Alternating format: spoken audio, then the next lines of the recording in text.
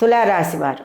ఇది 12 భావాలలో స్వభావమైనటువంటి మేషరాశికి 1వ స్థానం అయితే, ఎదురుకుండా ఉండే స్థానము తులాస్థానము, ఇది 7వ స్థానము.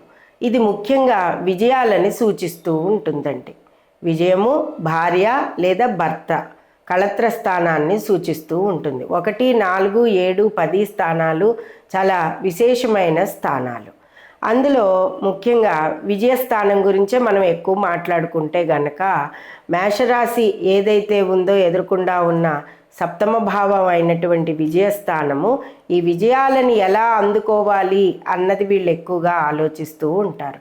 మరి వీళ్ళు శక్తి ఆరాధన చేయడం వలన, మీరు లక్ష్మీ, సరస్వతి, దుర్గా, భవానీ, లలిత, రాజరాజేశ్వరి, ఈ శక్తి ఆరాధన వల్ల వీళ్ళు, ఎందుకంటే ఇందులో ఉండే చిత్తా నక్షత్రం కుజుడు, స్వాతి నక్షత్రం రాహువు, అలాగే విశాఖ నక్షత్రం గురువు. కాబట్టి శక్తి ఆరాధన, విష్ణు ఆరాధన చేసుకోవడం వలన వీళ్ళు అన్ని విషయాల్లోనూ ముందంజలో ఉంటారు.